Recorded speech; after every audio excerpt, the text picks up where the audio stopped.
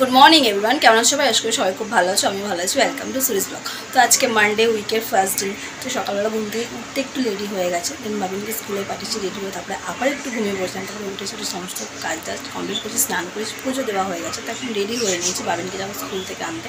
তো আজকে সারাদিন কী করছি না করছি সব এখন শেয়ার করবো। তো চলো ঘড়িতে পুরো 10টা বেজে গেছে, তো এখন বেরোয়।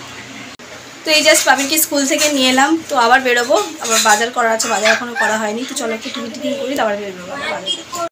তো তোমরা এক কাপ চা দেখে ভাবছো এখানে শুধু চা, আর সামনে এই দিদি। তো এই দিদি হচ্ছে অর্পিতা মুখার্জি। তো উনি একটা কোম্পানিতে জব করেন, যেটার নাম হচ্ছে ক্যান্টার মার্কেট রিসার্চ কোম্পানি। তো উনি হচ্ছে সেই কোম্পানির একজন এজেন্ট, যে হচ্ছে কিনা বাড়ি বাড়ি গিয়ে সার্ভে করা হয়। তো এখন এখানে আমাকে একটা সার্ভে নেওয়া হচ্ছে, যেটা হচ্ছে মিল্ক প্রোডাক্টের ওপরে, যেহেতু একটা গুঁড়ো দুধ লঞ্চ করছে ওনারা। তো সেটাই আর কি ভালো মন্দ স্বাদ গন্ধ সব কিছু আর কি আমাদের দিয়ে ডেমনস্ট্রেশন করানো হবে, যেটা আমরা বলবো সেইভাবে ওটাকে মার্কেটে আনা হবে, যাতে আমাদের সুবিধা মতো আমরা প্রোডাক্টটা পেতে পারি।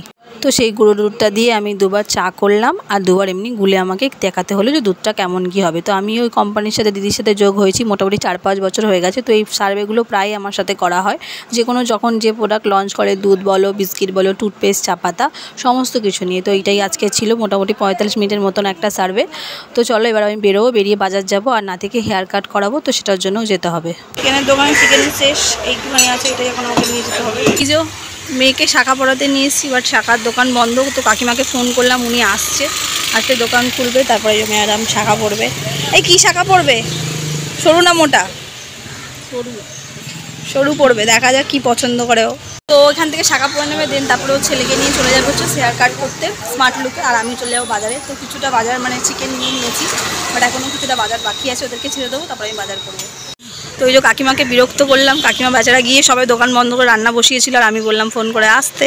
তো এই কাকিমা এসে গেছে, আর তোমাদের তো এর আগে একবার দেখিয়েছিলাম কাকিমার দোকানের কালেকশন। তো খুব ভালো শাখা পড়ে, আর খুব ভালো শাখা রাখে। তো এই যে ম্যাডাম শুধু বেহালা থেকে এসছে কাকিমার কাছে শাখা পড়তে। তো চলো দেখা যাক কেমন শাখা পড়ে। তারপর কাকিমার স্টকে যা ওর হাতে সাইজে শাঁখা ছিল সেগুলোও দেখাচ্ছিল ওকে। আর শাঁখার ডিজাইনগুলো জানো তো এত সুন্দর না, মনে হচ্ছে দেখেই মনে হচ্ছে সবগুলো নিয়ে নিই। তো এখানেও সরু শাঁখা মোটা শাঁখা সব রকমই দেখলো, বাট ওর পছন্দ ছিল সরু শাঁখাটাই পড়বেও। তো সেইগুলোই বারবার করে ভালো করে। তো ফাইনালি একটা শাঁখা সিলেক্ট করা হলো। তো এটাই ম্যাডাম পড়ছে, পড়াও হয়ে গেছে। আর কাকিমা শাঁখা পড়ানোর তো এক্সপার্ট, মানে কি বললো, মানে টুক করে একদম চোখের নিমিষে শাঁখা হাতে গলিয়ে দেবে। যারা মনে করছো শাঁখা পড়বে, কাকিমার দোকানে অতি অবশ্যই কিন্তু চলে এসো, কাকিমার কালেকশন জাস্ট চোখ ধাঁধিয়ে যাবে। শাঁখাটা কেমন হয়েছে বলো, হাতটা দেখো কেমন শাঁখা পড়েছে। তো শাঁখাটা খুব পছন্দ, শাঁখা পড়াও হয়ে গেছে। তো চলো ওরা আবার চলে যাবে, ভালো লাগে আর বাড়ি চলে যাবো।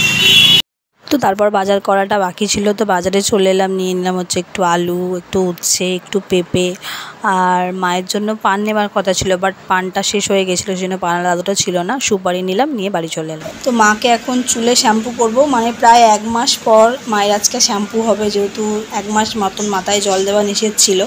তো এই গরম পড়ে যেহেতু আর পারছে না, সেজন্য এখন মাথা আমি শ্যাম্পু করে দেবো। এই যে জলটা নিয়েছি জলটিতে। তো চলো এখন শ্যাম্পুটা করি। তো মাকে শ্যাম্পু ট্যাম্পু করে দেওয়ার পর দুবেলা রান্নাবান্না করে খাওয়া দাওয়া করেছি, তারপরে ঘুমিয়ে পড়েছিলাম, আর তারপরে আর ব্লগ করা হয়নি। তো তারপরে সন্ধ্যেবেলা এখন বেরিয়েছি এজরিয়ার কিছু সংসারের জিনিসপত্র কেনার আছে, যেগুলো ওদের ওখানে খুব সহজে অ্যাভেলেবেল হয় না, সেই জন্য তো সেগুলো কিনে নিলাম। আবার দেখো বাড়ি ফেরার পথে দেখো রাস্তার কি অবস্থা, মানে এই সন্ধ্যেবেলাটা হলে যে আমাদের এখানটায় কি ট্রাফিক জ্যাম হয়ে যায়, মানে কি বলবো। Good evening everyone. তো আমরা একটু বেরিয়েছিলাম বাইরে, রিয়ার কয়েকটা সংসারের জিনিসপত্র নেওয়া হচ্ছে, সেই জন্য হাউজিংয়ে গেছিলাম। তো চলো কি কি নিয়েছে তোমাদেরকে দেখাই।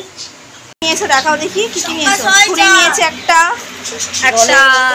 বসে স্নান করার জন্য, একটা চেয়ার নিয়েছে, ছোট টুল, ওয়াটার বোতল নিয়েছে, আর কি নিয়েছো জালি না। তো কয়েকটা জিনিস ওর সংসারের জন্য এখান থেকে কিনে নিয়ে যাচ্ছে।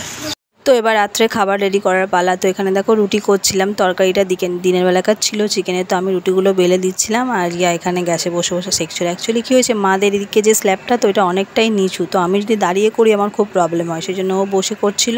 আর ওইদিকে মিস্টার হালদার আলু ভাজছিল, আর মা এখানে যে পিঠে করার জন্য ময়দাটা মেখে আর কি রাখছিল রেডি করে, যেহেতু অনেকটা টাইম লাগবে এগুলো বানাতে, সেজন্য একটু সময় ধরে এগুলো করতে হচ্ছিলো। তারপর রুটি করার পরে তারপর আমরা পিঠেগুলো বানালাম, যেহেতু ও কালকে চলে যাবে, সেজন্য মা ভাবলো চলো আজকে একটু পিঠে করি, ওরও খাওয়া হয়ে যাবে আর আমাদেরও খাওয়া হয়ে যাবে। যেহেতু শীতের সময় আমাদের পিঠেটা মানে দুধ পুলিটা আমরা বানাইনি, মানে এতটাই হয়েছে সেটা বানানোই হয়নি। মা দুর্গা যখন শ্বশুরবাড়ি যায় তখন অনেক কিছু করে খাওয়াতে হয়, ওই যে আমাদের মা দুর্গাও কালকে বাপবাড়ি শ্বশুরবাড়ি চলে যায় বাপবাড়ি থেকে, তাই আজকে তাকে পিঠে করে খাওয়ানো হচ্ছে।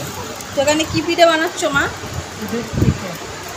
ময়দা মাখা হয়ে গেছে, দেখাও ময়দাটা। তো মা এখানে চালের গুঁড়ো ময়দা মেখে লেচি করে রেখেছে, আর এখানে চিনি দিয়ে নারকেল ছাই আর খোয়াকে গ্রেট করে দেওয়া হচ্ছে, যেহেতু পাটালি পাওয়া যায়নি সেই জন্য চিনি দিয়েই পিঠেটা হচ্ছে।